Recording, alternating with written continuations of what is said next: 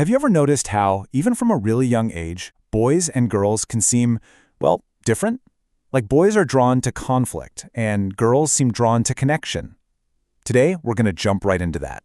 We're digging into Deborah Blum's Sex on the Brain to figure out if the differences between men and women are hardwired in our biology, programmed by our culture, or something way more complex. So this whole journey for the author, it all started with her son and his complete obsession with, bloodthirsty dinosaurs. And as she was watching him, she had this thought. This isn't just a boy thing. It felt deeper, almost primal. And that one simple observation is what kicked off this massive investigation into the very nature of gender. And right there, that's the central mystery we're unpacking today. What makes us who we are? Is it our biology, our genes, our hormones? Or is it our culture, the world we grow up in? All right, let's start with the first piece of the puzzle, our biological blueprint. Think of this as the hardware we're all born with, the basic system that's been shaped over millions of years of evolution. This brings us straight into the fascinating field of evolutionary psychology. The core idea is actually pretty simple. Our modern brains are still running on some really ancient programming. So a lot of our instincts and behaviors are basically just echoes from a time when the only goals were to survive and pass on your genes. And it all kind of boils down to this one concept called minimum investment. I mean, think about it. For a male, the biological cost of reproduction can be, well, pretty minimal. But for a female, it's a 9-month pregnancy, childbirth, nursing. It's a huge investment. And that massive difference, according to the theory, is what set men and women on fundamentally different evolutionary paths. And because of those different paths, different skill sets were favored. For males, who were often competing for mates, things like aggression and bold risk-taking might have been a huge plus. But for females, whose success was tied so closely to raising children, traits like nurturing and building strong social bonds were absolutely vital for survival. Okay, so that's the theory. But what happens when you push these biological tendencies to the absolute limit?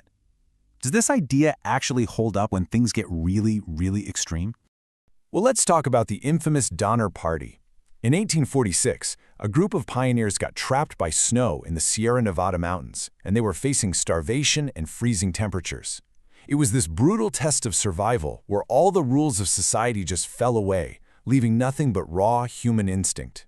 When the rescue parties finally made it, the numbers told a shocking story. Far more women survived than men. 57% of the men died compared to just 30% of the women. The difference is just staggering. So, what happened? Well, the answer seems to be a combination of biology and behavior. Physiologically, women's bodies were simply better equipped to survive starvation and cold, thanks to things like having more body fat. But the behavioral differences were just as stark. The men exhausted themselves with heavy labor, they even fought amongst themselves. And remember that evolutionary tendency for risk-taking? It was the men who, against the women's advice, gambled on a dangerous shortcut that led to the disaster in the first place. But biology is only half the story. If our evolutionary past is our hardware, then the world we live in today, our culture, is the software that it all runs on.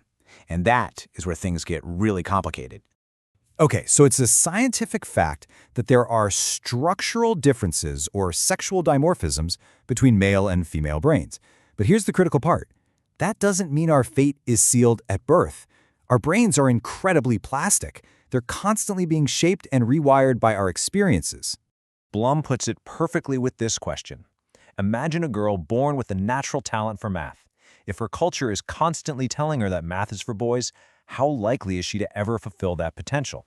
You see, our biology might provide a spark, but it's culture that can either fan it into a flame or snuff it out completely.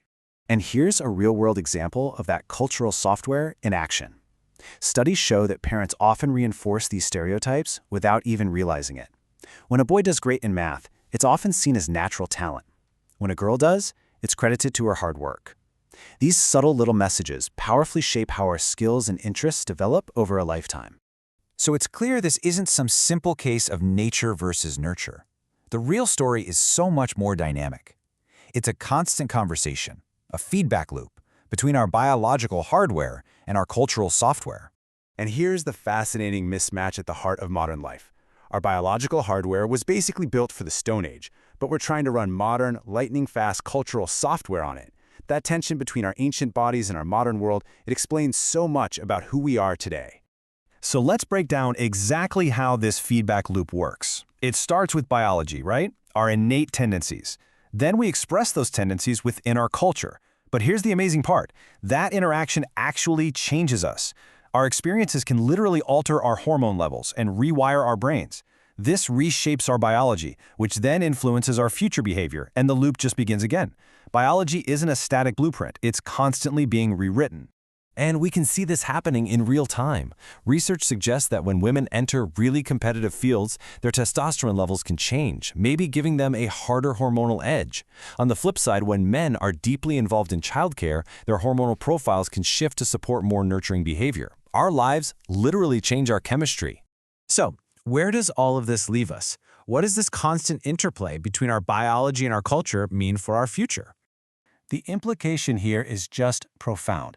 If our culture, our laws, our social norms, our expectations, if all that can feed back and influence our very biology, then the choices we make as a society aren't just social or political. They are, in a very real sense, evolutionary. And this leaves us with one final, profound question. If we understand this constant dance between our biology and our culture, can we actually learn to lead it? Can we consciously make societal choices that guide our own evolution? Perhaps that very ability to choose is what truly makes us human.